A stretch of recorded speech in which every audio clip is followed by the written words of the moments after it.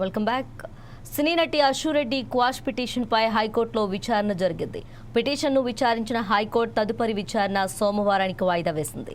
దీనిపై కౌంటర్ దాఖలు చేయాలని పోలీసులను హైకోర్టు ఆదేశించింది. తనపై నమోదైన కేసును కొట్టివేయాలంటూ అశురెడ్డి హైకోర్టులో పిటిషన్ దాఖలు చేశారు. తన వివరణ తీసుకోకుండా పోలీసులు కేసు నమోదు చేశారంటూ ఆమె పిటిషన్లో పేర్కొన్నారు. పెళ్లి పేరుతో తనను తన కుటుంబాన్ని నమ్మించి దాదాపు 9.83 కోట్ల రూపాయలు మోసం చేసిందంటూ బాధితుడు ధర్మేంద్ర కుటుంబం ఇచ్చిన ఫిర్యాదుతో పోలీసులు ఆమెపై నాన్ బెయిలబుల్ కేసు నమోదు చేశారు. ఈ నేపథ్యంలో తనపై నమోదైన ఎఫ్ఐఆర్ను కొట్టివేయాలని కోరుతూ అశురెడ్డి తెలంగాణ హైకోర్టును ఆశ్రయించారు.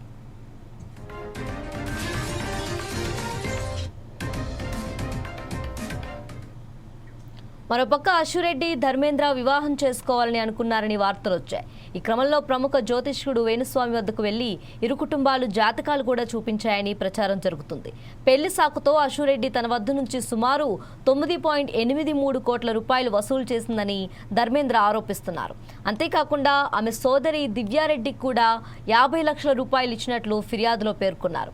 పెళ్లికి అన్ని సిద్ధమవుతున్న తరుణంలో అశురెడ్డి అకస్మాత్తుగా ధర్మేంద్రను వివాహం చేసుకోవటానికి నిరాకరించినట్లు సమాచారం.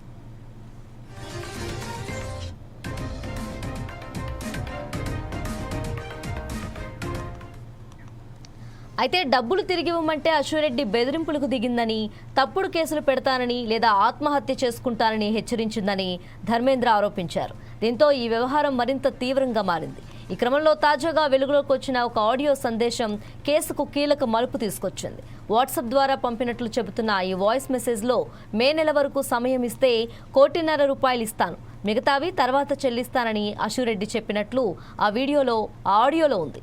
ఈ వ్యాఖ్యలతో ఆమె డబ్బులు తీసుకున్నట్టేనా అన్న అనుమానాలు సోషల్ మీడియాలో వ్యక్తమవుతున్నాయి.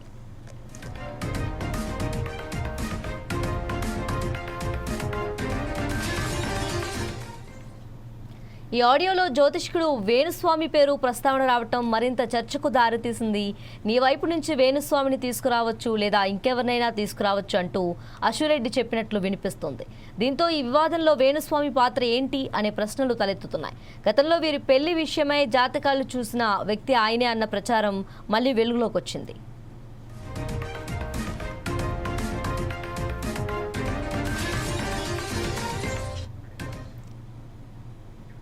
అదే ఆడియోలో పెద్దల మధ్య సెటిల్మెంట్ చేసుకుందామని అశురెడ్డి సూచించినట్లు తెలుస్తోంది. తన తరపున ఒక సీనియర్ నటి వస్తుందని, ధర్మేంద్ర తన వైపు నుంచి ఎవరినైనా తీసుకురావచ్చని చెప్పటం గమనార్హం. అయితే బాధితుడు మాత్రం పూర్తి మొత్తాన్ని తిరిగి ఇవ్వాలని డిమాండ్ చేస్తున్నాడు. ఇదిలా ఉండగా పోలీసులు ఇప్పటికే మోసం, కుట్ర వంటి సెక్షన్ల కింద కేసు నమోదు చేశారు. ఈ నేపథ్యంలో అశురెడ్డి తెలంగాణ హైకోర్టును ఆశ్రయించి ఎఫ్ఐఆర్ రద్దు చేయాలని పిటిషన్ దాఖలు చేసింది. పోలీసులు తన వాదన వినకుండా కేసు నమోదు చేశారని, విచారణను నిలిపివేయాలని కోరింది.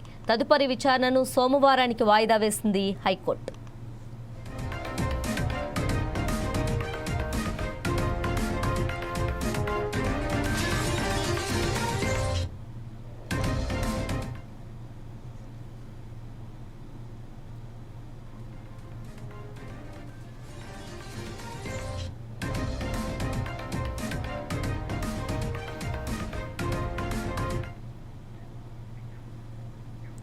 నకిరేకల్ పరిధిలోని మరూరు గ్రామంలో విషాద ఛాయలు నెలకొన్నాయి. ట్రాక్టర్ స్టార్ట్ కాకపోవడంతో రైతు బ్యాటరీని చెక్ చేస్తుండగా ఒక్కసారిగా స్టార్ట్ అయింది. ఆ సమయంలో దగ్గరలో ఉన్న జస్వంత్ ట్రాక్టర్ కింద పడిపోయాడు. ఈ ప్రమాదంలో జస్వంత్ అక్కడికక్కడే మృతి చెందాడు. ఇవాళ 10వ తరగతి ఫలితాల కోసం ఎదురు చూస్తున్న క్రమంలో ఈ సంఘటనతో శోకసంద్రంలో కుటుంబ సభ్యులు మునిగిపోయారు. మృతదేహాన్ని పోస్టుమార్టం నిమిత్తం నకిరేకల్ ప్రభుత్వ ఆసుపత్రికి తరలించారు. ఘటనపై పోలీసులు కేసు నమోదు చేసి దర్యాప్తు చేపట్టారు.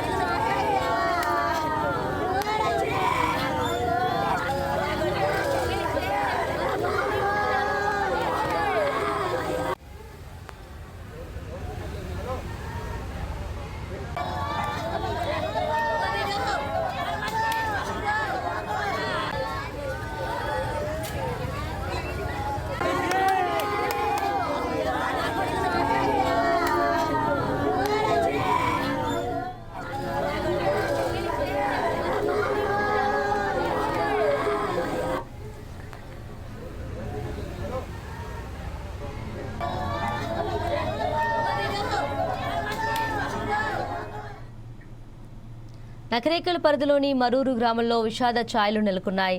ట్రాక్టర్ స్టార్ట్ కాకపోవడంతో రైతు బ్యాటరీని చెక్ చేస్తుండగా ఒక్కసారిగా స్టార్ట్ అయింది. ఈ సమయంలో దగ్గరలో ఉన్న జస్వంత్ ట్రాక్టర్ కింద పడిపోయాడు. ఈ ప్రమాదంలో జస్వంత్ అక్కడికక్కడే మృతి చెందాడు. ఇవాళ 10వ తరగతి ఫలితాల కోసం ఎదురుచూస్తున్న క్రమంలో ఈ సంఘటనతో శోకసంద్రంలో కుటుంబ సభ్యులు మునిగిపోయారు. మృతదేహాన్ని పోస్టుమార్టం నిమిత్తం నకరేకల్ ప్రభుత్వ ఆసుపత్రికి తరలించారు. ఘటనపై పోలీసులు కేసు నమోదు చేసి దర్యాప్తు చేపట్టారు. ఇక ఇదే అంశానికి సంబంధించి మరింత సమాచారం మా ప్రతినిధి నల్గొండ శంకర్ అందిస్తారు. శంకర్, చెప్పండి.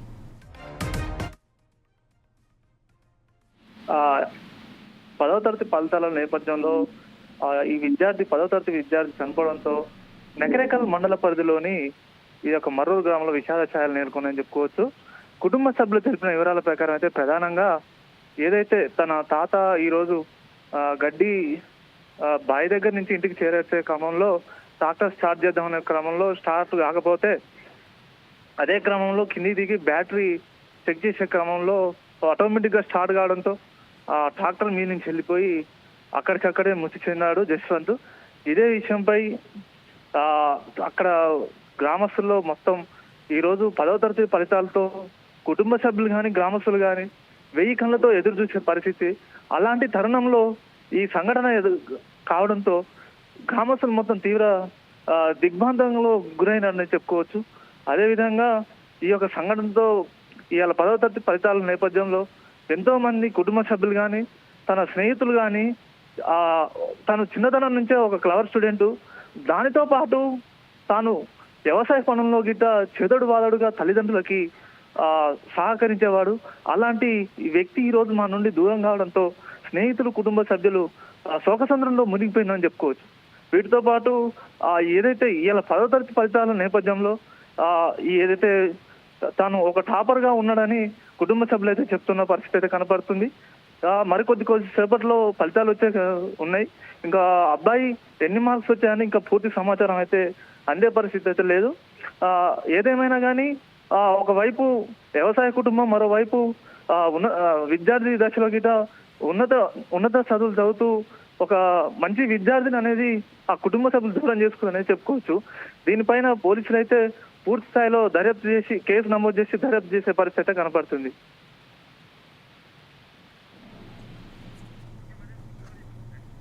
Right, thank you Shankar.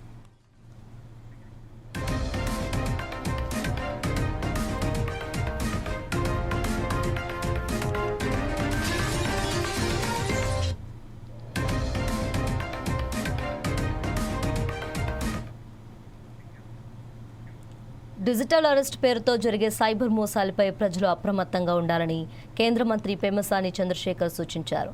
Police అధికారులుగా నటిస్తూ సైబర్ నేరగాళ్లు వీడియో కాల్స్ చేసి డబ్బులు వసూలు చేస్తారని తెలిపారు. ఇలాంటి మోసాలపై అప్రమత్తంగా ఉండాలని, సైబర్ నేరాలపై 1930 హెల్ప్ లైన్ నెంబర్కు కాల్ చేయాలని సూచించారు. ఇలాంటి నేరాలపై ప్రజలకు అవగాహన కల్పించేలా ఆయన ఒక వీడియోని షేర్ చేశారు.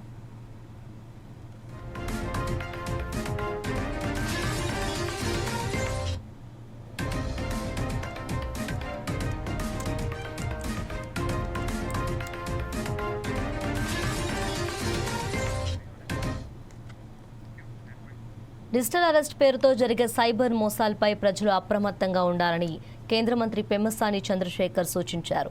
పోలీసు అధికారులుగా నటిస్తూ సైబర్ నేరగాళ్లు వీడియో కాల్స్ చేసి డబ్బులు వసూలు చేస్తారని తెలిపారు. ఇలాంటి మోసాలపై అప్రమత్తంగా ఉండాలని, సైబర్ నేరాలపై 1930 హెల్ప్ లైన్ నెంబర్కు కాల్ చేయాలని సూచించారు. ఇలాంటి నేరాలపై ప్రజలకు అవగాహన కల్పించేలా ఆయన ఒక వీడియోను షేర్ చేశారు.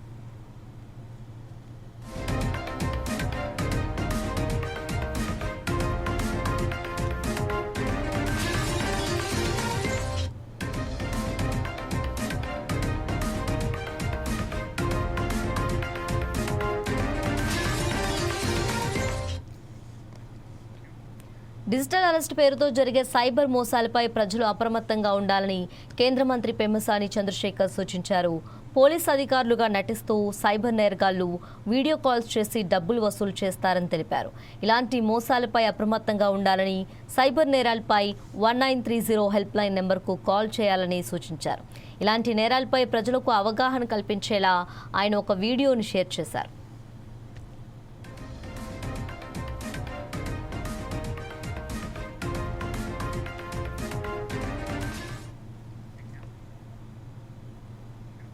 అత్యంత కట్టుదిట్టమైన భద్రత ఉండే తెలంగాణ సెక్రటేరియట్లో ఫేక్ పోలీస్ రీల్స్ చేయటం కలకలం రేపింది. పోలీస్ డ్రెస్లో ఎలాంటి డౌట్ రాకుండా అచ్చం పోలీస్ లాగే సచివాలయం ప్రాంగణంలోకి ఎంటర్ అయిన వ్యక్తి తాను సీఎం పర్సనల్ సెక్రటరీ అని ఎవరైనా కావాలంటే మెసేజ్ చేయాల్సిందిగా వీడియో చేసి సోషల్ మీడియాలో పెట్టాడు. టీఆర్ఎస్ పార్టీ అయినా హాయ్ అందరికి నమస్తే. నేను రేవంత్ రెడ్డి సెక్యూరిటీ అంటే నా ఆఫీస్ దగ్గర ఉన్నా. ఎవరన్నా రేవంత్ రెడ్డిని కలవాలంటే నాకు మెసేజ్ చేయండి, లైక్ చేయండి, ఇంకొకరికి షేర్ చేయండి. ఖచ్చితంగా కలవాలి, అవసరం ఉంది, మాకు ఈ సమస్య ఉంది అని కాంగ్రెస్ పార్టీ వాళ్ళైనా టీఆర్ఎస్ పార్టీ అయినా బీజేపీ పార్టీ అయినా మన పార్టీ కాదు, అవసరానికి అన్నాన్ని రాకపోయినా తమ్ముడు నేనున్నాను అని వచ్చే వాళ్ళే మన వాళ్ళు. ఎవరైనా సరే ఎవరైనా రేవంత్ రెడ్డి సార్ని కలవాలంటే నాకు మెసేజ్ చేయండి, షేర్ చేయండి, కాల్ చేయండి, ఖచ్చితంగా కల్పిస్తాం. హాయ్. దీనిపై ఆరా తీసిన పోలీసులు సచివాలయంలో రీల్స్ చేసిన వ్యక్తి ఫేక్ అని తేల్చారు. ఫేక్ పోలీసు నిఖిల్పై కేసు నమోదు చేసి అతని కోసం గాలింపులు చర్యలు చేపట్టారు పోలీసులు. పోలీసు యూనిఫామ్తో సచివాలయంలో రీల్స్ చేసిన నిఖిల్ ఈ విషయంలో పోలీసుల దృష్టికి రావడంతో పరారైనట్లు తెలుస్తోంది. గద్వాలకు చెందిన నిఖిల్పై ఆంధ్రప్రదేశ్లో కూడా పలు కేసులు ఉన్నట్లు సమాచారం. వీడియో ఇన్స్టాలో వైరల్ కావటం పోలీసులు కేసు నమోదు చేయడంతో రీల్ను డిలీట్ చేశాడు. సైఫాబాద్ పోలీస్ స్టేషన్లో కేసు నమోదు చేసిన పోలీసులు నిఖిల్ గురించి గాలిస్తున్నారు. రేవంత్ రెడ్డి సెక్యూరిటీ అంటే నా ఆఫీస్ దగ్గర ఉన్నా. ఎవరన్నా రేవంత్ రెడ్డిని కలవాలంటే నాకు మెసేజ్ చేయండి, లైక్ చేయండి, ఇంకొకరికి షేర్ చేయండి. ఖచ్చితంగా కలవాలి, అవసరం ఉంది, మాకు ఈ సమస్య ఉంది అని కాంగ్రెస్ పార్టీ వాళ్ళైనా టీఆర్ఎస్ పార్టీ అయినా బీజేపీ పార్టీ అయినా మన పార్టీ కాదు, అవసరానికి అన్నాన్ని రాకపోయినా తమ్ముడు నేనున్నాను అని వచ్చే వాళ్ళే మన వాళ్ళు. ఎవరైనా సరే ఎవరైనా రేవంత్ రెడ్డి సార్ని కలవాలంటే నాకు మెసేజ్ చేయండి, షేర్ చేయండి, కాల్ చేయండి, ఖచ్చితంగా కల్పిస్తాం. హాయ్. చేయూత ఫౌండేషన్ ఆధ్వర్యంలో కిడ్నీ మార్పిడి రోగుల కోసం ప్రత్యేక అవగాహన కార్యక్రమం నిర్వహించారు. ఈ కార్యక్రమంలో 200కు పైగా కిడ్నీ ట్రాన్స్ప్లాంట్ రోగులు పాల్గొన్నారు. ప్రముఖ వైద్య నిపుణులు రోగులకు ఆరోగ్య పరిరక్షణపై మార్గదర్శకాలు అందించారు. అదేవిధంగా ట్రాన్స్ప్లాంట్ కోఆర్డినేటర్లకు సన్మానం చేపట్టి జీవన్ ధన్ సంస్థ పని విధానంపై వివరాలు తెలియజేశారు. రోగులకు మెరుగైన సేవలు అందించేందుకు పలు సంస్థలతో అవగాహన ఒప్పందాలు కూడా కుదుర్చుకున్నారు. ఈ కార్యక్రమం ద్వారా కిడ్నీ మార్పిడి రోగులకు అవసరమైన మద్దతు మరింతగా విస్తరించింది. నమస్తే అండి, నేను doctor Muralinath Ukkadala, consultant nephrologist, transplant physician, ఈ యశోద హాస్పిటల్స్ హైటెక్ సిటీ నుంచి వస్తున్నాను. సో మనం అంతా ఇప్పుడు గ్యాదర్ అయింది చేయూత ఫౌండేషన్ యొక్క సేవ్ యువర్ గ్రాఫ్ట్ కిడ్నీ మన ప్రోగ్రామ్ గురించి. సో ఇంత నోబుల్ ప్రోగ్రామ్కి మనందరం గ్యాదర్ అవ్వడం అనేది అదొక అదృష్టం. సో మనం మిగతా కిడ్నీ ట్రాన్స్ప్లాంట్ చేయించుకున్న ఫ్యామిలీ మెంబర్స్కే కాకుండా ముందు అందరి పేషెంట్స్కి, నెక్స్ట్ జనరేషన్ అందరికీ ఎలా ఇది ఉపయోగపడాలి, మెడిసిన్స్కి ఎలా ఉపయోగపడాలి, ట్రాన్స్ప్లాంట్ అనుకునే వాళ్ళకి ఫైనాన్షియల్గా ఎలా ఉపయోగపడాలి, డాక్టర్స్ని ఎట్లా కన్సల్టెంట్ చేయాలి, ట్రాన్స్ప్లాంట్ అయిన తర్వాత ఎలా ఫాలోఅప్ ఉండాలి, ఇంకా చాలా కార్యక్రమాలు వాళ్ళు ఇవన్నీ చేస్తున్నారు. ఇవన్నీ చేయాలంటే దేవుడు అదృష్టం ఉండాలి. సో మన భగవాన్ గారు ఇంత ముందుకొచ్చి ఇవన్నీ ఇంత చేసి అందరినీ సమకూర్చి ఇట్లాంటి వాటికి మేము చేసేది చాలా తక్కువ. మా శాతం ఎంత చేయాలో అంత సపోర్టు పేషెంట్కి, సెకండ్ ఒపీనియన్ కానీ వేరే ఇబ్బంది ఉన్నా, ఏదైనా ఎమర్జెన్సీ ఉన్నా మా సైడ్ నుంచి మేము ఎప్పుడు ముందుంటాము. సో ఇట్లాంటి ఇంత నోబుల్ కాజ్కి మేము ముందు రావడం అనేది మా అదృష్టంలాగా ఫీల్ అవుతున్నాము. సో ఎవరైతే కిడ్నీ ట్రాన్స్ప్లాంట్ అని ఆలోచన చేస్తున్నారో, ఆల్రెడీ కిడ్నీ ట్రాన్స్ప్లాంట్ అయిన వాళ్ళు చేయూత ఫౌండేషన్ లాంటి మన తెలంగాణలో ఇంత మంచి అవకాశము చాలామందికి ఉండదండి. అది ప్లీజ్ అందరు యూటిలైజ్ చేసుకోండి. నమస్తే అండి, నేను డాక్టర్. చాలామందికి చాలా అపోహలు ఉన్నాయి. కిడ్నీ మార్పిడి అనగానే 20 లక్షలు 30 లక్షలు. మమ్మల్ని రీచ్ అవ్వండి, మేము ఎలా హెల్ప్ చేయాలో మీకు చెప్తాము. ప్రతి హాస్పిటల్లో ప్రతి డాక్టర్ దగ్గరకు వచ్చేసి మేము మీ ఫైనాన్షియల్ స్టేటస్ మాట్లాడి మీ ఖర్చులు తగ్గించే విధంగా మా ప్రయత్నం మేము చేస్తాము. యంగ్ జనరేషన్కి నేను ముఖ్యంగా ఒకటి చెప్పదలుచుకున్నాను. ఆల్కహాల్ తగ్గించండి, నాన్ వెజ్ తగ్గించండి, దానిలో పర్టికులర్గా మటన్ మాత్రం తగ్గించండి, రెడ్ మీట్ మాత్రం తగ్గించండి.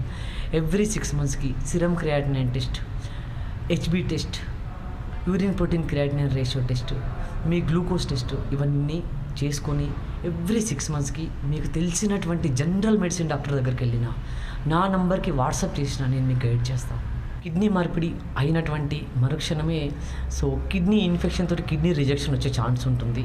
సో దయచేసి మన తెలుగు రాష్ట్రాల్లో ఉన్నటువంటి కిడ్నీ పేషెంట్స్ అందరూ మమ్మల్ని రీచ్ అయినట్టయితే ఎలా ఉండదు, రిజెక్షన్స్ ఎలా రాకుండా ఉంటుంది అనేటువంటి దానిపైన మేము అవగాహన కార్యక్రమాలు ఇస్తాం మీకు. సో మమ్మల్ని సంప్రదించినట్టయితే మీకు ఎలాంటి సిచ్యువేషన్ ఉన్నా, ఎలాంటి అపోహలున్నా, ఎలాంటి ఇబ్బందులున్నా దయచేసి నన్ను సంప్రదించండి. సో నా పేరు Bhagavan Reddy, Cheyutha foundation for organ transplant founder. ఫౌండేషన్ని నలుగురితో స్టార్ట్ చేశాము. సో ఈరోజు 1500 మంది కిడ్నీ ట్రాన్స్ప్లాంట్ పేషెంట్స్తో ఉన్నటువంటి మన ఫౌండేషన్ అనమాట. సో దీని ద్వారా మనం వివిధ కార్యక్రమాలు చేస్తున్నాము. So pre transplant counselling, post transplant counselling, so medicine support, insurance, financial support, so transplant అయిపోయిన తర్వాత రిజెక్షన్స్ అవి రాకుండా ఉండడం కోసము ఫ్యూమిగేషన్ సర్వీసెస్, సో ఇలా వివిధ కార్యక్రమాలు చేస్తున్నాం మనము. సో ప్రముఖ డయాగ్నోస్టిక్స్ అయినటువంటి విజయ డయాగ్నోస్టిక్స్, నెక్సస్ కేర్, 5 సెన్సెస్, చాలా డయాగ్నోస్టిక్స్ మనం టైప్ అయి ఉన్నాము. ముఖ్యంగా ఏంటంటే కిడ్నీ ఫెయిల్ అయిన తర్వాత వాళ్ళు ఫైనాన్షియల్గా చాలా స్ట్రగుల్ అవుతుంటారు. సో దాంట్లో ముఖ్యంగా హాస్పిటల్ ఖర్చులు, డయాగ్నోస్టిక్ ఖర్చులు, మెడిసిన్ ఖర్చులు, ఈ 3 ఖర్చులపైన మేము ఫోకస్ చేస్తూ వర్క్ చేస్తున్నాం అనమాట. అదేవిధంగా పేషెంట్లకు హెల్ప్ చేయడం, ఎడ్యుకేట్ చేయడం, సో ఆ విధంగా వర్క్ చేస్తున్నాము. నాకు నా ఫౌండేషన్లో ఉన్నటువంటి ఎవరైతే ఉన్నారో వాళ్ళంతా నాకు వాలంటీర్గా సపోర్ట్ చేస్తున్నారు. వాళ్ళ ద్వారా నేను ముందుకు తీసుకెళ్ళడం జరుగుతుంది. సో ఇందుకు నాకు సహకరిస్తున్నటువంటి వైద్య బృందానికి మరియు ట్రాన్స్ప్లాంట్ కోఆర్డినేటర్స్కి, నా మిత్ర బృందానందరికీ ధన్యవాదాలు తెలియజేస్తున్నాను. చిన్న ముఖ్య ఉద్దేశం ఏంటిది అని అంటే, సో మా ఇంట్లో పర్టికులర్లీ నేను కిడ్నీ పేషెంట్, నాకు కిడ్నీ ట్రాన్స్ప్లాంటేషన్ అయింది. సో మా సిస్టర్ ఎక్స్పైర్ అయింది, మా మదర్ ఎక్స్పైర్ అయింది సేమ్ డిసీజ్ తోటి. నేను వర్క్ చేసేది నెక్స్ట్ జనరేషన్ కోసం, నా పాప, నా పిల్లల కోసం నేను పనిచేస్తున్నా. సో అందులో వీళ్ళందరూ భాగస్వాములు అవుతున్నారు. సో దీంట్లో ముఖ్యంగా ఫైనాన్షియల్గా వచ్చేసరికి మనం ఏం చేస్తున్నామనంటే వివిధ ఆర్గనైజేషన్తో టైప్ అవ్వడం జరిగింది. కిడ్నీ వారియర్స్ ఫౌండేషన్ అనేటువంటి ఆర్గనైజేషన్తో టైప్ అయింది. ఎవ్రీ మంత్ 1000 to 2000 రూపీస్ వాళ్ళకి పే చేస్తున్నాం మనము. సో అదేవిధంగా వివిధ డాక్టర్స్ తోటి టైప్ అవ్వడం జరిగింది. కన్సల్టేషన్ ఛార్జెస్, స్క్రీనింగ్స్ అవన్నీ ఉచితంగా చేయడం జరుగుతుంది. యాదగిరిగుట్ట లక్ష్మీ నరసింహస్వామి ఆలయంలో నరసింహస్వామి జయంతి ఉత్సవాలు అంగరంగ వైభవంగా ప్రారంభమయ్యాయి. నేటి నుంచి ఈ నెల 30 తేదీ వరకు జయంతి ఉత్సవాలు జరగనున్నాయి. మొదటి రోజు జయంతి ఉత్సవాల్లో భాగంగా విశ్వకృష్ణ పూజ, స్వస్తివాచనం, వాసుదేవ పుణ్యవహవచనం, కుంకుమార్చన తదితర పూజలు నిర్వహించారు. అలాగే స్వామివారి అలంకరణ సేవ, యాగశాలలో ద్వారద్వారణ పూజ, మూర్తి కుంభారాధన, చతుస్థానార్చన, లక్ష్మీ నరసింహ సుదర్శన, గరుడ, మూలమంత్ర హోమాలు, నిత్య పూర్ణాహుతి నిర్వహించారు. ఈ కార్యక్రమంలో ఆలయ అధికారులు, అర్చకులు, సిబ్బంది, భక్తులు పాల్గొన్నారు.